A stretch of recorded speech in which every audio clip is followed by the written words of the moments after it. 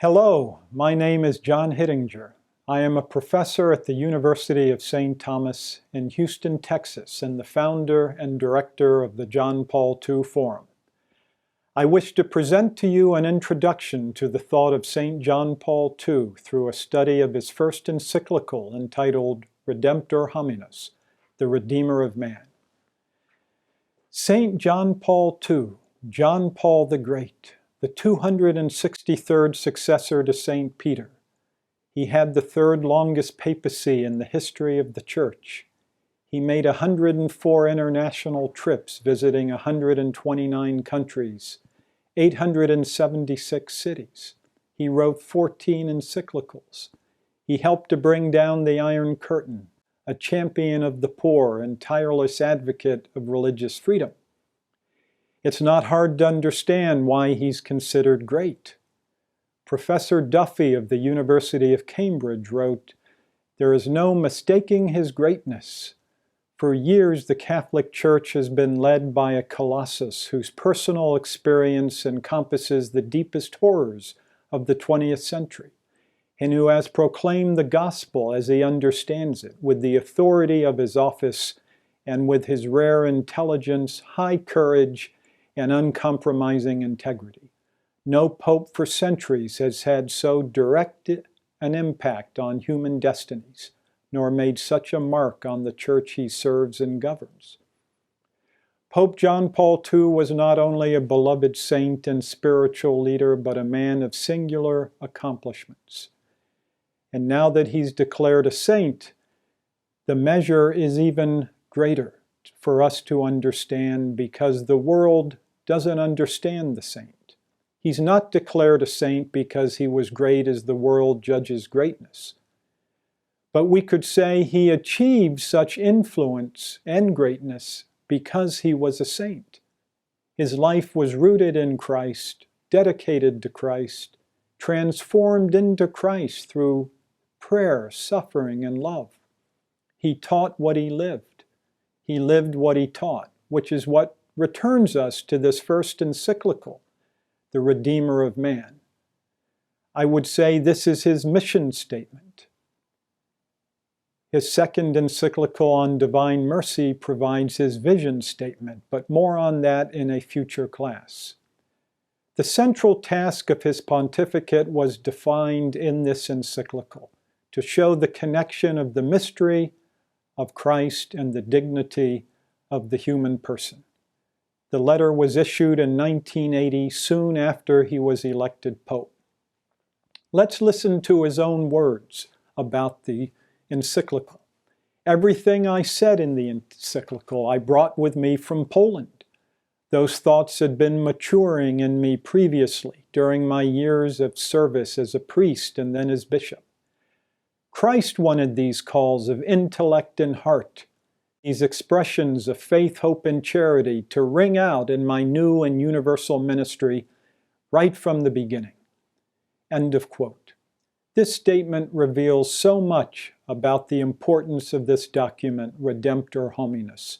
It stands as a central relay point, or tower, if you will, in the life of this great Pope and beloved saint. Those calls of intellect and heart, which defined and animated his priestly life. He amplifies this teaching for the hearing of the whole church, indeed for the world at large. From the vantage point of this letter, Redemptor Hominis, we look forward to those achievements of his pontificate. He accomplished the mission given him. And we also have a vantage to look back to his life and service in his beloved Poland. This letter gives us an opportunity to see his life and work as a whole, even to catch some glimmer of that sanctity that characterized his life from an early age and grew in intensity as service and suffering bore such fruit of divine love. To provide a context for and the themes to study in Redemptor Hominis, I propose that we consider the following alliterative aspects of the life of John Paul II. He was Polish, a man of prayer. He was a poet and a playwright. He was ordained a priest. He was a philosopher. He became a pope. He was influential in politics. They all seem to work together there. And first, we should consider his Polish roots. In Lesson 2, I will talk about his poetry and his love of the beautiful. In Session 3, his priesthood and his prayer. And in Lesson 4, his philosophy, to set us up to read this encyclical. But I would first like to share an anecdote concerning the one and only time I met this saint in person. It was prior to his election to the papacy. This encounter has led me to ponder for years, why would a Polish philosopher and poet become pope? In 1976, Cardinal Wojtyła visited the United States to attend the Eucharistic Congress in Philadelphia. He made a side trip to Washington, D.C., invited by my mentor, Jude Doherty. At the Catholic University of America, he gave a talk for the philosophy department. He was a professional philosopher, even though he was also the Cardinal Archbishop of Krakow. Karol Wojtyła was not well known in the United States, although he should have been. He was a major participant in the sessions of the Second Vatican Council. As Archbishop of Krakow, he took many courageous stands against communist aggression and oppression. Soon after his visit to the United States, when I met him, he claimed a major victory when he consecrated a church in the new town of Nowa Huta, where the communists had tried to exclude religious buildings. While we graduate students attended, perhaps because of the novelty of hearing a Polish prelate, but also the title of his talk, The Transcendence of the Person in Action in Man's Self-Teleology. That paper was later published with other papers for a conference in phenomenology held in France that same month. The talk was held in the large auditorium in Caldwell Hall on campus, fairly well attended. Those who attended were treated to a very sophisticated treatment of Kant and Aristotle. The Polish philosopher spoke with a strong and confident voice in a somewhat halting English, although he was well understood. We were all very impressed by his knowledge of Aristotle and his creative working of the tradition to incorporate and overcome the philosophy of Kant. After the talk at a reception, I was privileged to meet Cardinal Wojtyła. I was a young graduate student who had recently finished a semester-long study of the philosophy of Karl Marx. I approached the cardinal and introduced myself to this gracious man, but then blurted out, "Your Eminence, what do you think of the Marxist-Christian dialogue?" He took a moment to respond as a smile formed on his face, and he started to chuckle. He gently, if not wearily, said, "Ah, it's more like a monologue." Everybody laughed. This response had all the features that we would come to know in the life of Pope John Paul II. It was diplomatic, it was humorous, but it packed a punch. The graduate student learned his lesson, but while all the Catholic colleges and social justice groups were buzzing about liberation theology and Marxist-Christian dialogue, Cardinal Wojtyła spoke from first-hand experience of Marxism, a close study of its philosophy, and expressed an extreme wariness of such a rapprochement. The following day at lunch, a fellow graduate student said, "That man ought to be made Pope." And I responded with these words, "Are you kidding? He's a philosopher and he's Polish. He'll never be Pope." Of course, 2 years later, the Polish philosopher was made Pope. And I've come to see that he was made Pope, in great reason, because he was Polish and a philosopher.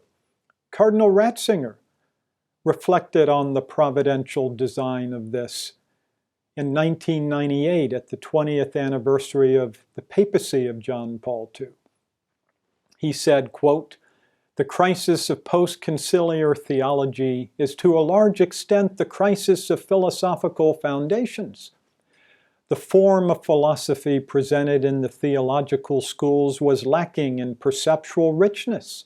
It lacked phenomenology, and the mystical dimension was missing. And when his basic philosophical principles are unclear, theology finds the ground giving way beneath his feet, because it's no longer clear to what extent man truly understands reality, and on what basis he can think and speak. So it seems to me it's a disposition of providence at this time that a philosopher has risen to the see of Peter, a man who does not simply take his philosophy from a textbook, but exerts the effort necessary to meet the challenge of reality and of man's quest in questioning. That's Cardinal Ratzinger from my beloved predecessor. And as for his Polishness, Cardinal Ratzinger said, young Wojtyła struggled with the problems of existence not in a private sphere, but surrounded by the flames of major historical events. He worked in a factory where he read a metaphysics textbook because his professors were arrested and sent to Auschwitz. Attending the seminary was an act of resistance. The questions of freedom, human dignity, rights, political responsibilities conferred by faith did not enter the thoughts of the young theologian as merely theoretical problems. Facing these was the very real and concrete necessity of that historical moment. And because Poland was at the intersection of the East and West, it had a clear destiny to play. And the Pope needed precisely this Polish heritage to take these cultures into account. This is Cardinal Ratzinger explaining the providential reasons why the man who was a philosopher and from Poland, Cardinal Wojtyła, would be providentially prepared to confront the questions of the period following the Second Vatican Council.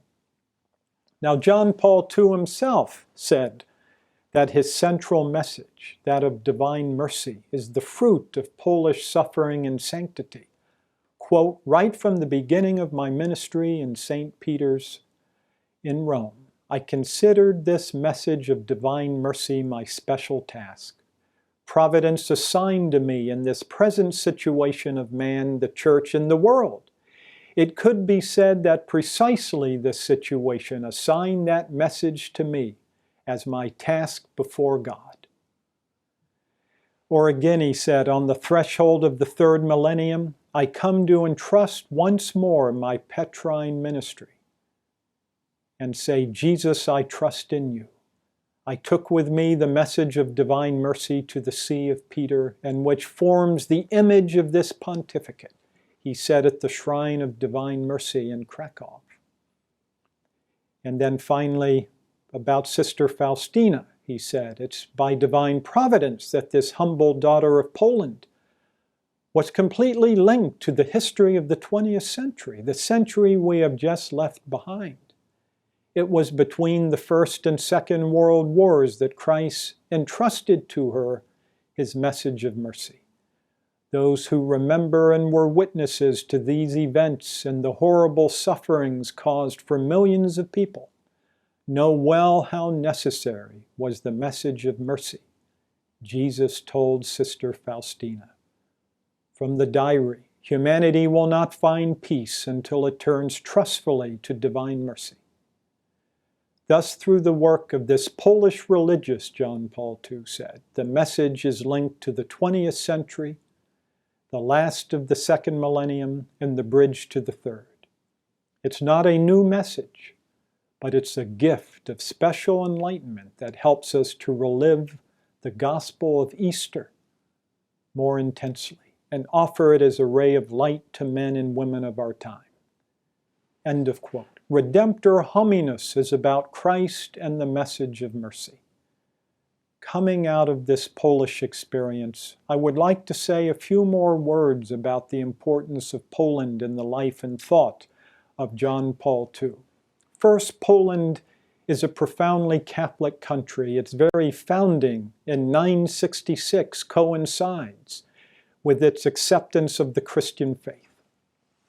There is a deep Catholic culture in Poland. Christianity permeates its history, literature, language, architecture.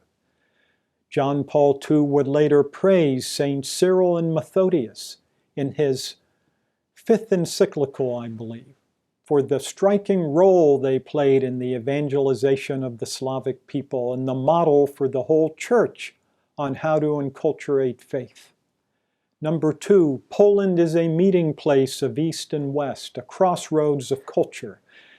Pope John Paul II would say the church must breathe with both lungs, East and West. He learned a tradition of toleration with deep roots of harmony between diverse religions and cultures. Third, Poland is a mystical and poetic country, a great literary and religious tradition that Karol Wojtyła deeply absorbed, a humanism and religiosity of its culture. My friend Frank Zamet, who's made a documentary about John Paul II, said the following, quote, "He loved the 19th century poets Słowacki and Mickiewicz, in whom the beauty and pain of Poland was so alive. They deal with patriotic themes, national uprisings, the thirst for freedom, and Polish messianism." You know, in 1966, Poland celebrated the millennium celebration of the reception of the faith. And Cardinal Wyszynski was called the millennial cardinal because he fought the communists to celebrate this. And Karol Wojtyła was schooled in this tradition and responded deeply to it. And you know, Cardinal Wyszynski referred to John Paul as the millennial pope, that you will become pope and lead the church into the new millennium. Fourth point would be Poland is a country or nation which for centuries had no state, no power by which to control and manipulate others. The Polish people developed a strong sense of language and culture, as well as compassion for justice and liberation. When John Paul II went before UNESCO to talk about culture, he said, "I am the son of a country which has been denied for centuries its political existence, but we exist through culture and the appreciation of culture." And that's why John Paul II again said that the conclave wanted to call upon the witness of the church in Poland when he was elected pope for the good of the universal church. John Paul saw bringing his Polish experience was not incidental, but part of divine providence. So, quote, here's another quote, "Not without reason have the Polish people throughout their history sought alliances and united with their closest neighbors, and not without reason did they fight for freedom. This is the spiritual heritage of the Poles that John Paul felt such deep solidarity with his people and with the nations that suffer." You know, in our own history, we know that there were Polish freedom fighters who helped in our own revolution. Kosciuszko, there is a national monument to him in Philadelphia. He went back to Poland to fight for Polish freedom. And we know throughout their oppression by the communists, the struggle of the Polish people against communism highlighted the great Catholic culture. A close friend of John Paul II and scholar Rocco Buttiglione wrote a wonderful book on the thought of Karol Wojtyła, the man who would become John Paul II. And I want to read to you a passage from his chapter on Poland. Quote, "Thousands of times defeated on the terrain of force, the nation is reborn each time thanks to the spiritual awareness of its own identity, animated by Christian faith. The essence of this particular vision of man which nourishes the Polish consciousness is a cultural and existential certitude that Christ is the keystone for understanding of man in history. That, my friends, is the opening line of Redemptor Hominis. It's in John Paul II's heritage, his blood, his life experience. I added that into Buttiglione's quote, which I'll go back to, that certitude is lost or weakened in the West. We are blinded by potential for domination that the Industrial Revolution offered them. And these countries have made the measure of their dignity coincide with their power. They have built great national states and sought to expand at the expense of their neighbors, which they have divided among themselves, the defenseless people of all regions, Poland being, for example, divided. Back to Buttiglione. These states are opposed to the church, which contested this reorganization in the name of their domination of others. But things developed differently in Poland. The struggle for a national state was defeated. Two great rebellions of 1831 and 1863 did not succeed and were extinguished in blood. Although the Polish revolutionaries were defeated on the ground of politics, they were able to retreat and recover on the ground of culture. They had never broken with the church. They saw in the development of Christian consciousness of the people the most solid foundation of the national idea. In Poland, spiritual identity is constituted outside of the state, and even in an open struggle with existing states, by setting the force of the right of the individual and of the nation, which has its root and its defense in God, in their opposition to the right of force exercised by the most powerful in the world. End of a long quote by Rocco Buttiglione, which expresses so well the importance of Poland in John Paul II's ministry to the world, his defense of rights, his love of culture, the solid rootedness in the certitude of Jesus Christ. Now again, going back to Professor Duffy of Cambridge University, he made a statement to Frank Zamet that suffering is crucial for understanding John Paul at a personal level and also at a racial, ethnic, historical, and theological level. His personal life is one of enormous personal deprivation. The loss of his mother when he was very young, the loss of his brother, who was perhaps the person he was closest to in the world.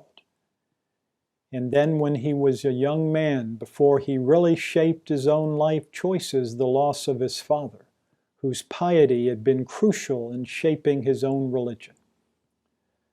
But the Polish people for 200 years had been a victim people, partitioned between Germany and Russia, religiously oppressed, enslaved, abandoned by the world at the beginning of the Second World War.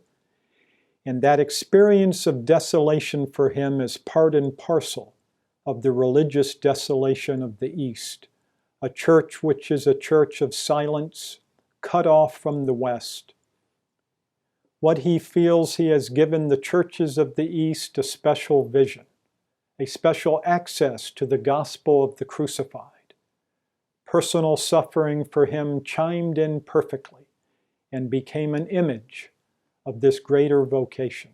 End of quote by Professor Duffy. And then fifth, I would add, Karol Wojtyła was born and raised during the miracle on the Vistula, the river that flows through the middle of Warsaw. Cardinal Józef Wojtyła, whose rise to the papacy signaled new hope for his nation, was born on the very day of the great modern reckoning for the Polish people, May 18th, 1920, a day called the Polish Miracle. On that day, Marshal Józef Pilsudski struck a deciding blow in war against the Soviet Union and seized Kiev. It was Poland's first major military victory in over 2 centuries, and set in motion events which briefly restored Poland's independence, the time of John Paul II's youth.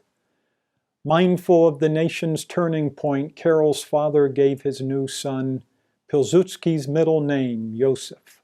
Some have said he was named after Mary's self-sacrificing husband, but the confluence of history and religion go together. That's the significance of Poland. He belonged to a generation who breathed oppression and defeat in the air around them, but unlike their parents, they knew what freedom tasted like. Wojtyła was a great lover of freedom because he knew its worth. In 1976, Cardinal Wojtyła visited the Orchard Lake schools in Michigan. I later taught there and come to love the tradition of the Orchard Lake schools. This was before coming to Catholic U when I met him. He gave the following speech, showing the importance of Poland and Polonia as a way to see the crisis of the world today. He said, "We are confronting the final confrontation between the church and the anti-church, of the gospel and the anti-gospel. We all realize it's not an easy matter, and a great deal depends upon the outcome on the Vistula. I think that Polonia is most aware of it, but other layers of American society are less enlightened in this respect, and just eliminate the problem from their sphere of interest. But Polonia, that is, the Polish people in America, share Poland's sentiments and feel the significance of the confrontation, that is, between communism and freedom, the church and totalitarianism, going on at the banks of the Vistula, a trial of our nation and the church, but a test of 2,000 years of culture and Christian civilization, with all of its consequences for human dignity, human rights, and rights of nations. As the number of people who understand the importance of this confrontation increase in Poland and America, we can look with greater trust towards the outcome of this confrontation. The Church has gone through many trials, as has the Polish nation, and emerged victorious, even at the cost of great sacrifice. You see that weight of Poland, John Paul II, suffered and bore much fruit, and that was brought to the papacy. It was during that visit to the United States he came to the Catholic University. He's right that few Americans understood this confrontation. I certainly did not understand these matters as a graduate student at Catholic University, nor did I hear many professors address the root crisis, certainly not as the Pope has addressed it, which is at the heart of this encyclical Redemptor Hominis. But this is why we needed the Polish Pope, because Poland was a fault line in which communism and Nazism both vied to dominate and exterminate the church. And the Poles heroically and single-handedly battled these barbaric and atheistic totalitarian forces and ultimately prevailed through faith, hope, and love. And John Paul II saw the West developing its own form of darkness and oppression, not in the same way as those totalitarian monsters, but a moral evil, political oppression of basic rights of life and religious freedom. So John Paul II saw the importance of the faith. I might also mention his devotion to Mary, he saw, as being in part due to the intercession of Mary. I mean, one could say in whole, I should actually say that, but through the grace of Christ, through the Blessed Mother. The victory, if it comes, will come through Mary, were the prophetic words of one of the Polish cardinals who died before the end of the war. And John Paul II said that those words were coming true. In 1920, that year that John Paul II was born, the Polish episcopate met at Jasna Gora, at Czestochowa, as the Bolshevik army was close at hand, and they proclaimed Mary Queen of Poland. And when the Red Army reached Warsaw, thousands of Poles traveled to Jasna Gora, to their queen, to beg her for victory, which duly came on August 15th, the Feast of the Assumption. That is the miracle of the Vistula, attributed to Our Lady's intercession. Now, I will mention one last point here through the interpretation of George Weigel, who's the chief biographer of John Paul II. He said, history viewed from the Vistula River basin looks different because it has a tangible spiritual dimension. Looking at history from that angle of vision teaches the observant that overwhelming material force can be resisted successfully through the resources of the human spirit, through culture, and that culture is the most dynamic and enduring factor in human affairs, at least over the long haul. Karol Wojtyła, later known as Pope John Paul II, applied this lesson of the priority of culture in history, in resistance to the two great totalitarian powers, to our lessons of the day, and for the church in the world today, that the spiritual and cultural battle continues. And as Karol Wojtyła said at Orchard Lake, the moderates and liberals may continue to eliminate the problem from their sphere of interest. And politicians, educators, and leaders may be oblivious to the culture of death and the primacy of these pro-life issues. Too many fail to support this mission to promulgate and inculcate the whole truth about man and God.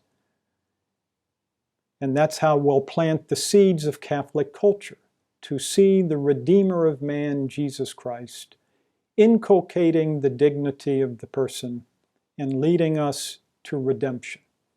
We must join John Paul II in raising awareness of this spiritual and cultural confrontation and cultivate this legacy of Blessed John Paul II, so that we have the spiritual, philosophical, and cultural principles we need to advance and prevail, that are outlined in this encyclical, Redemptor Hominis. Now, even in that dark side of history that I have gone over for the last 10 or 15 minutes, we will see that John Paul II finds the signs of hope. He was a man of hope, a witness to hope. He said, "Do not fear. Open the door to Christ." So that even in the death camp set up by the Nazis at Auschwitz, not far from Krakow, where John Paul II was bishop, he would see the hope that rose up out of saints. For example, he will celebrate Maximilian Kolbe and call him the patron saint of this difficult century. Maximilian Kolbe, a Polish Franciscan missionary who lived in Japan at Nagasaki years prior to its bombing, and then returned to Poland to be captured and sent to Auschwitz. John Paul II paid special attention to the protection and promotion of the dignity of the person. And that's why he sees in Maximilian Kolbe the man who would stand up to witness to life and to offer his life in sacrifice for others is a sign of victory. We will return to this theme in a later lesson, but I think for now, to understand, again, the significance of Poland and the Polish experience in its dark days and its oppression, but also in the signs of hope